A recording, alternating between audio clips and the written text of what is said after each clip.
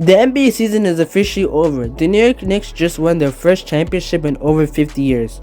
And now it's time for the offseason. This is where championships are built, or when franchises completely fall apart. So today I'm fixing every Eastern Conference team by making one move that I think that gives the team the best chance to win a championship. First team on the list is New York Knicks, the defending champions. You do not need to overthink it. Resign most of the roster and run it back. If it isn't broke, do not fix it. Next one, the Cleveland Cavaliers.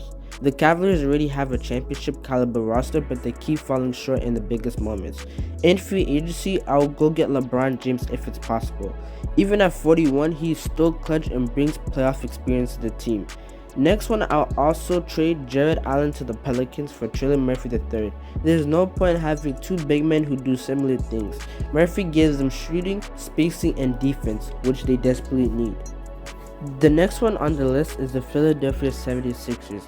The big one, I am trading Joel Embiid. I don't think Embiid is gonna help you win a championship anytime soon. He's too inconsistent and unreliable. Yes, they did beat the Celtics, but the Celtics played terrible that series. I'm trading Joel Embiid when his value is still high. I would get picks and I'll focus on the young core of Tyrese Maxey and VJ Epstein. The next one is the Detroit Pistons. The Pistons were the number one seed this season, but the biggest weakness showed up in the playoffs. They could not shoot the ball at all. Outside of Duncan Robinson, they do not have enough reliable shooters in that team. So, I'll draft Cameron Carter and sign a few veterans in free agency to help this young team make a deep playoff run. The next team is the Orlando Magic. The Magic are in a tough spot. They do not have enough cap space or many draft assets. So instead, I'll sign Aaron Holiday in free agency and explore a trade for Scottie Pippen Jr. to add another reliable playmaker to the team. The next one is the Atlanta Hawks. The Hawks need to get young, so I wouldn't sign CJ McCollum. Instead, I'll draft Mikey Brown Jr. and continue building around the team's young core. Next one is the Toronto Raptors. The Raptors should stay patient and keep developing their young core while adding more shooting and veteran leadership to the team. Next team is the Boston Celtics. There has been rumors about trading Jaylen Brown for Giannis, but I don't think that's the right move. Instead, the Celtics might need more depth, especially at power forward and center, and I'll bring back Robert Williams III if possible. If he stays healthy, it'll be a perfect fit for the team. But trading Giannis might not be that bad. It might actually help this team, but I think let's keep it low for now because remember, with the Celtics, they had the best depth and that's how they won the championship. So more depth might actually help them win a championship, especially in a kind of weak Eastern Conference. Next is the Charlotte Hornets. This might sound crazy, but hear me out. I'm trading for Kawhi Leonard and I'll offer Miles Bridges, Sally Fillers, and 3 first-round picks.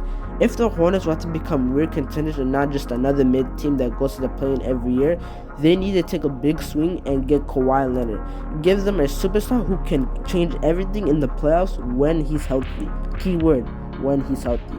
It'll be a great squad. Kawhi Leonard, LaMelo Ball, Con Knippel, and Brandon Miller will be a great core. Next is the Miami Heat. Unless the Heat somehow land Giannis Antetokounmpo, I am blowing it all up. Bam is out of there and Tyler Hero's out of there. Have most of the trade value on the roster. That trade them, collect draft picks, and start rebuilding. Because if you're stuck in the middle of the NBA, and I made a video on that at the top of the screen, if you in the middle of the NBA, you are cooked and you're gonna be cycling to a mid team and you'll never do anything. So if they don't get Giannis, trade Bam, trade Tyler Hero, get enough first round picks. Next team is the Milwaukee Bucks. I am trading Giannis, but I'm not trading him to the Celtics. Honestly, I'd rather get 5 or to 7 first round picks than Jaylen Brown. Ask yourself this, Bucks fans. What can Jaylen Brown do that Giannis can't? Next, the Chicago Bulls. After trading Nikola Vucevic to the Bulls, they desperately need another big man.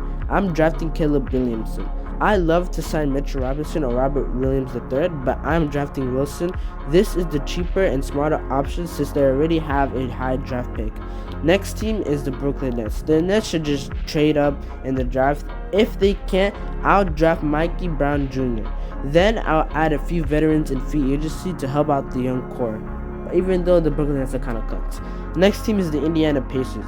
The Pacers need a more reliable bench scoring and another wing defender, and a second shot creator. I'll target a veteran in free agency and strengthen the second unit. Next but last, Washington Wizards. This team could actually compete for a play-in spot sooner than you think.